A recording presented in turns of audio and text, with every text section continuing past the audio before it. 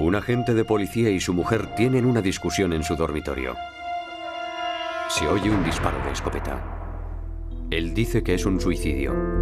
Los investigadores dicen que es un asesinato. Solo hay 2 personas que lo saben, y una de ellas ya no puede hablar. Solo las pruebas de balística, un testamento y el análisis de un cartucho de escopeta conseguirían aclarar lo que había ocurrido realmente en el dormitorio aquel día.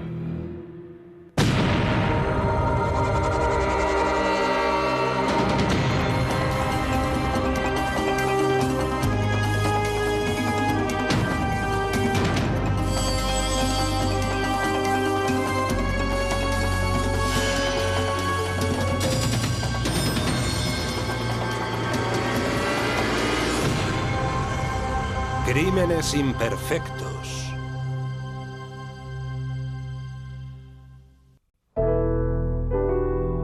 Entre la belleza desolada del noreste de Nuevo México, la pequeña localidad de Farmington es una de las pocas zonas verdes. Las calles suelen estar tranquilas. Los problemas de tráfico suelen atender los agentes de policía motorizados.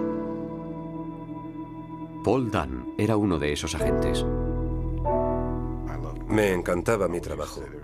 Yo siempre solía decir que solo se me daban bien 2 cosas: ser agente de policía de tráfico y ser padre.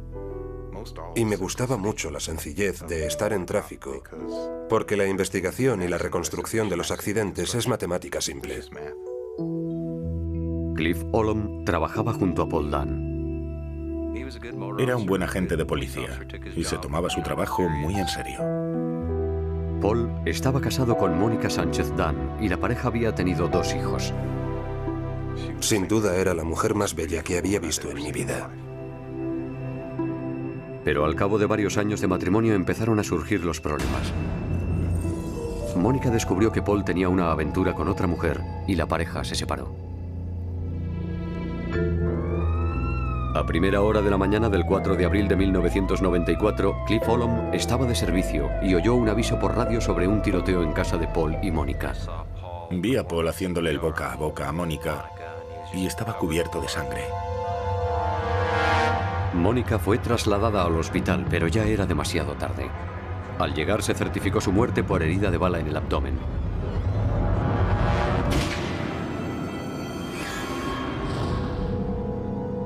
Paul dijo a la policía que había ido a casa para desayunar con sus hijas. Cuando llegó, Mónica se preparaba para ir al trabajo. Al encontrarse se encendieron los ánimos. Me dijo: voy a denunciarte. Y yo dije: ¿qué? Dijo: voy a denunciarte por malos tratos. Y entonces salió corriendo del comedor, cruzó el pasillo hasta el dormitorio y dio un portazo. Paul siguió a Mónica hasta el dormitorio. Paul dijo que la cogió en brazos y fue corriendo al garaje para llevarla al hospital, pero no sabía si conseguiría llegar a tiempo. Sentí cómo se estremecía y sabía lo que significaba eso. Sus amigos del cuerpo de policía no creían la versión del suicidio. Bueno, supongo que todo es posible, pero yo siempre he defendido la teoría de que solo hay 2 personas que lo saben y una ya no puede hablar. Los investigadores debían analizar todas las pruebas forenses del dormitorio para determinar si la inverosímil historia de Paul era cierta.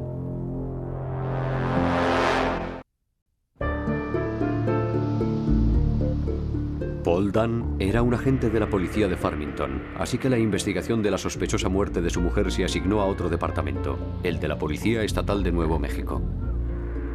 Los investigadores no pudieron encontrar ninguna huella útil en la escopeta y se llevaron el trozo de la pared que contenía los perdigones para su posterior análisis. En el coche de Mónica, los investigadores encontraron un formulario para denuncias por violencia doméstica. Justo el día antes de su muerte, Mónica había ido a la comisaría de policía para que le fotografiaran unas heridas que, según ella, se las había producido Paul durante una pelea. Tenía un moretón en la mejilla, tenía un moretón en el muslo y en otros sitios de las piernas. Ella iba a presentar cargos contra él y eso iba a costarle su puesto de trabajo. Cuando la policía fotografió las heridas de Mónica, no se siguió el procedimiento reglamentario. Un testigo dijo haber visto a un agente masculino hacerle las fotografías a Mónica a solas en su despacho con las persianas bajadas. Lo normal es llamar a una mujer policía, pero él no lo hizo. Y no había nadie más en la habitación, solo estaban él y Mónica. Tardaron unos 10 minutos en hacer las fotos y la pregunta era qué había pasado en esa habitación durante esos 10 minutos. Durante la autopsia de Mónica, el médico forense observó 2 abrasiones cerca de la herida de entrada idénticas a las que suelen producir los disparos de escopeta. A diferencia de los rifles, las escopetas disparan varios proyectiles al mismo tiempo. En este caso, 9 postas. Un pequeño cilindro de plástico con 4 cortes equidistantes mantiene juntas las postas dentro del cartucho. Cuando se dispara, el cilindro se abre como una flor de 4 pétalos. Cuando entra el aire se abren los pétalos. El cilindro de plástico se abre en forma de cruz, perpendicular a la trayectoria. Dado que el cilindro se había abierto antes de entrar en el cuerpo de Mónica, quedaba demostrado que el arma había sido disparada a menos de 1 metro de distancia. De la punta del cañón al gatillo, el arma tenía 74 centímetros de largo. Si el cañón estaba a 30 o 60 centímetros del abdomen, Mónica debía haber tenido unos brazos el doble de largos para poder apretar el gatillo. Paul negó con vehemencia haber matado a su mujer y se ofreció a realizar la prueba del detector de mentiras. ¿Agredió usted físicamente a Mónica alguna vez? No. ¿Se disparó Mónica con la escopeta estando usted a solo unos metros de ella? Sí. ¿Y el resultado? Paul pasó la prueba del polígrafo. Pero en base a las pruebas forenses, fue detenido y acusado de asesinato. Los agentes de policía hacen el juramento de servir y proteger al público y es muy descorazonador ver un servidor de la justicia con este tipo de conductas. Debido a su condición de agente de policía, tuvo que ser apartado del resto de los internos de la prisión. Estaba encerrado 23 horas y media al día, los 7 días de la semana, durante 8 meses y medio. Acabé desgastando una cruz en el suelo. Todo el departamento de policía se volvió contra él. Cuando se formaliza la acusación y él queda fuera del grupo, formaron una piña para permanecer unidos. Paul contrató a un amigo de la familia, Víctor Titus, para que se encargara de su defensa. Irónicamente, Titus había sido uno de los portadores del féretro y no entendía por qué se lo había pedido la familia. Era una familia muy unida. Y lo lógico es que escogieran a alguien de la familia. Y no fui solo yo, también había otras personas que ayudaron a llevar el ataúd que me dijeron que había sido por expreso deseo de Mónica. Y eso no me parecía normal. Pero ¿cómo podía Mónica haber escogido a los portadores de su ataúd si ya estaba muerta? Titus sospechaba que Mónica debía haber dejado una nota suicida y que la nota había sido ocultada a la defensa. En la audiencia preliminar, Titus exigió saber si había alguna nota suicida. El señor Sánchez, el padre de Mónica, estaba presente en la sala y el juez Rich se lo preguntó directamente. Él se puso en pie y dijo, sí, tengo unos papeles en mi despacho. Mónica había entregado un manuscrito a un familiar suyo casi un mes antes de su muerte. En él nombraba a los portadores de su ataúd y designaba a los herederos de sus bienes después de su muerte. Ahora he visto que la vida no es justa y que la mayoría de las veces es bastante cruel. Por favor, decidles a las niñas que las quiero mucho, sé que van a sufrir mucho. Siento mucho todo esto, pero ya no tengo ni fuerzas ni capacidad para seguir adelante. Los fiscales dijeron que el escrito no hacía ninguna referencia al suicidio y que solo se trataba de la última voluntad y testamento de Mónica. La acusación se negó a que el caso fuera sobreseído fundamentándose en las pruebas forenses. Sería el jurado el que tendría que decidir si la muerte de Mónica Dunn había sido un suicidio o un asesinato a sangre fría.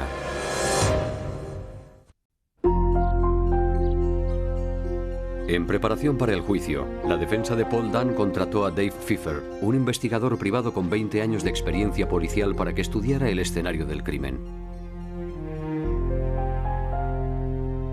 Las pruebas demostraban que las postas de la escopeta atravesaron el cuerpo de Mónica y atravesaron la escayola hasta impactar contra el muro de ladrillo y los listones de madera. Pfeiffer decidió hacer un experimento. Alineamos las marcas de los listones con las marcas de los ladrillos y entonces dibujamos una línea y vimos que la línea, las 3 líneas, convergían ya dentro de la cama, unos 30 centímetros dentro de la cama. Era algo muy poco científico, pero servía para hacernos una idea general. Aquello contradecía la teoría de la acusación, en la que Mónica habría estado de pie cuando recibió el disparo. Para hacer un análisis de balística más detallado, Pfeiffer se puso en contacto con Nelson Welch, el ex jefe del Departamento de Investigación de Armas del Laboratorio de Criminología de Nuevo México. Al examinar las fotografías de la autopsia, Welch observó una sustancia llamada Grex alrededor de la herida de Mónica. El Grex es el plástico blanco aislante que se mezcla con los perdigones para evitar que se deformen con la alta presión del disparo. Pero a Welch le intrigaba el hecho de que no hubiera Grex en el vestido de Mónica. Welch hizo pruebas con una escopeta y gelatina de balística cubierta con un paño a medio metro, que es la distancia a la que la acusación decía que Paul estaba con la escopeta.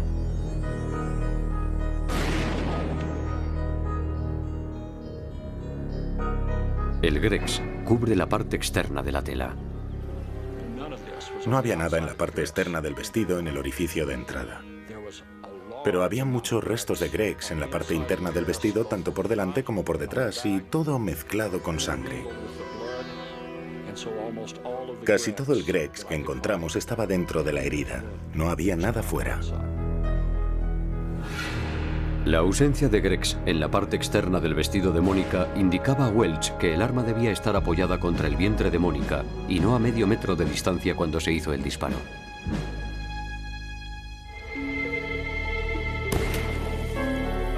El doctor Martin Fackler, un cirujano militar que había sido el experto en heridas de escopeta en el ejército, también estudió las fotografías de la autopsia. Los expertos de la acusación habían identificado marcas de 2 de los pétalos en la piel de Mónica, lo que según ellos demostraba que el arma estaba a medio metro de distancia. Fackler decía que si el arma estaba a medio metro de distancia, tendrían que ser visibles las marcas de los 4 pétalos, cada una en ángulo recto de 90 grados. Fackler decía que la marca del segundo pétalo no estaba correctamente alineada ni en la posición en la que debería estar el segundo pétalo. Estaba desviada unos 20 grados o más de la posición en la que debía estar la marca del pétalo y además no parecía la marca de un pétalo, solo era una pequeña marca roja que seguramente se produjo con el punto de mira. Y eso es algo que no interpretaron correctamente. Tras medir con precisión las marcas, se determinó que coincidían con el punto de mira de la escopeta.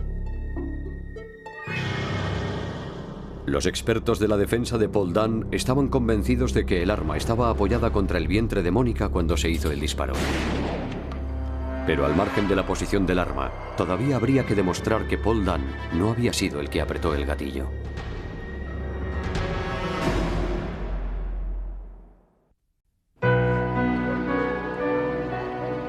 La familia de Mónica Dunn exigía que su yerno, Paul, permaneciera en prisión sin fianza hasta que se celebrara el juicio. No podía ver a sus hijas y había sido expulsado del cuerpo de policía. Me doblegaron, rompieron mi voluntad. 8 meses y medio pueden acabar con cualquiera.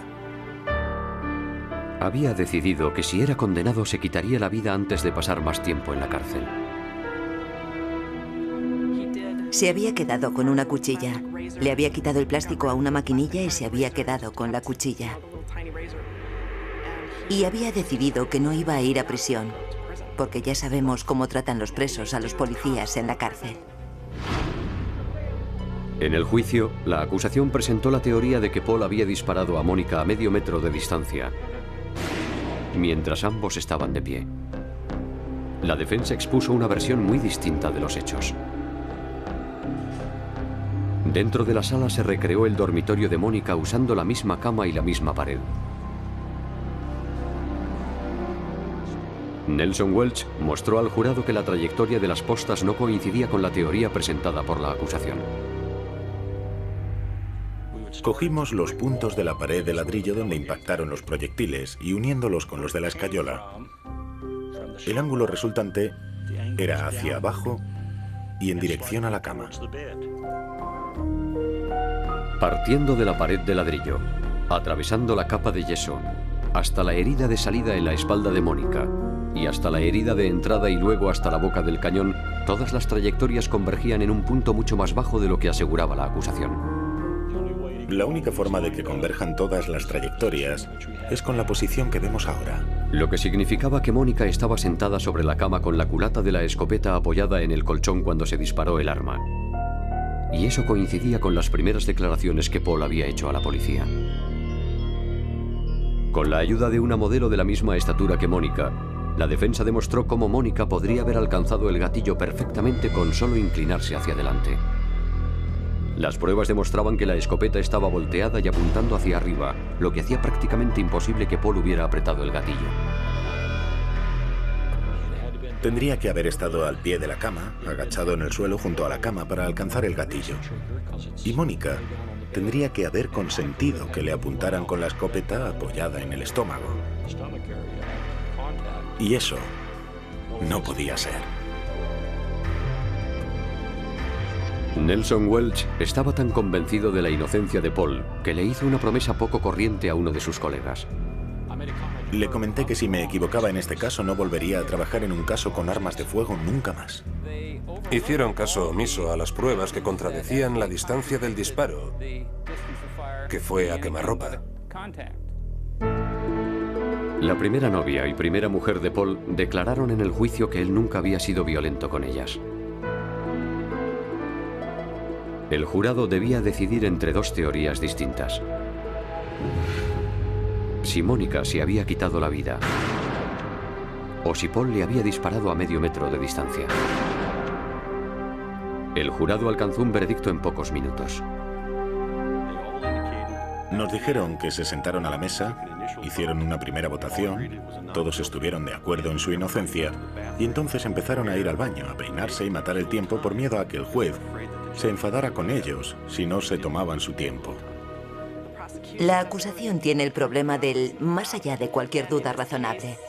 Y en este caso la defensa pudo demostrar su inocencia. No solo más allá de cualquier duda razonable, sino fuera de toda duda, en mi opinión.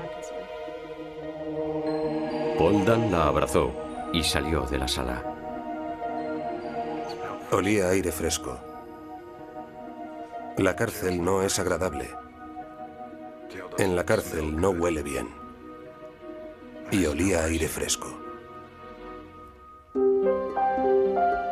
Paul Dunn no volvió a su puesto en el cuerpo de policía y encontró trabajo como capataz en una compañía petrolífera. Dice que el caso cambió muchas de sus creencias. Como policía antes creía que todo el que estaba en la cárcel era culpable. Y aunque niega haber golpeado nunca a su mujer, admite que su infidelidad pudo ser gran parte de todo el problema. No te meten en la cárcel por cantar mal en el coro de la iglesia. Pueden borrarlo si quieren. ¿Que si fui un gilipollas? Sí. ¿Estoy orgulloso de cómo era yo entonces? No. ¿Sabía dónde estaba la diferencia? No. Es la mentalidad que tienen los agentes de policía. La naturaleza animal. Pero aún quedaba la pregunta de por qué se había suicidado Mónica.